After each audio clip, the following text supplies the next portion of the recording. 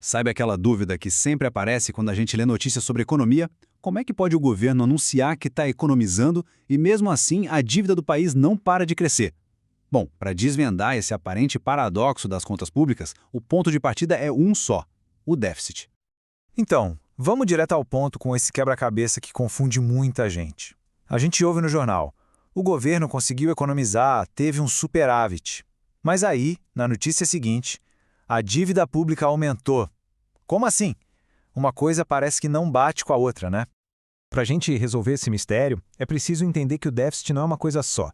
Pensa nele como uma cebola, que a gente precisa descascar camada por camada para chegar no centro da questão.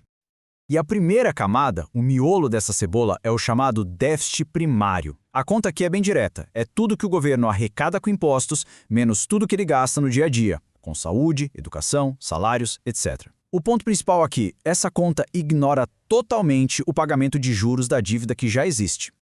Então, quando um governo anuncia que fez economia ou que atingiu uma meta fiscal, geralmente é desse número que ele está falando, do resultado primário. É como se fosse uma foto do esforço que está sendo feito no presente, no aqui e agora. Ok, agora vamos para a próxima camada, que é onde o negócio começa a ficar mais completo. É o déficit nominal. A gente pega aquele resultado primário que acabamos de ver e soma na conta uma despesa gigantesca, o total de juros pagos sobre toda a dívida pública acumulada. E é aqui que a mágica acontece e o nosso quebra-cabeça se resolve. O déficit nominal mostra o filme completo. É ele que diz, no fim do dia, o quanto a dívida pública de fato cresceu depois de pagar todas as contas, incluindo a fatura pesadíssima dos juros. E para deixar tudo ainda mais interessante, essa conta não é feita por uma pessoa só. Na verdade, a gente tem duas instituições super importantes medindo esses resultados, e cada uma olha para isso de um jeito bem diferente. Funciona assim. De um lado, a gente tem o Tesouro Nacional, que age como o gerente da empresa. Ele quer saber os detalhes, para onde foi cada centavo. A pergunta dele é: onde o dinheiro foi gasto? Do outro lado, tem o Banco Central, que age como o banqueiro. Ele não quer saber do detalhe, ele quer saber do resultado final. A pergunta dele é uma só: a dívida aumentou ou diminuiu? E em quanto? E claro, como são duas metodologias diferentes, olhando para um universo de dados gigantesco, quase nunca os dois números batem perfeitamente. Essa diferença que surge entre as duas contas tem até um nome técnico: discrepância estatística.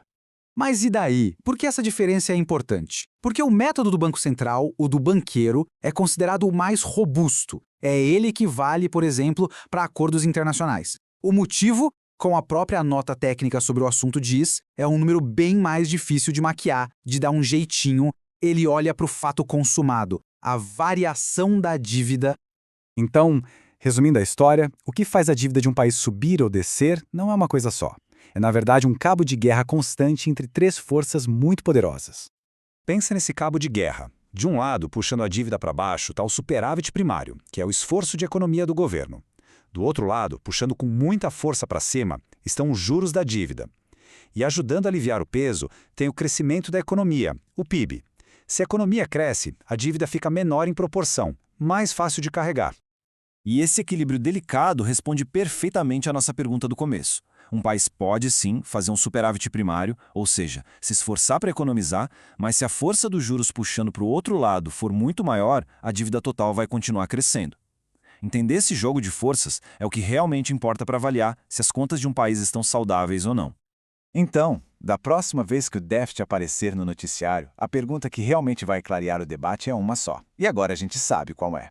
Ok, mas de qual déficit exatamente estamos falando?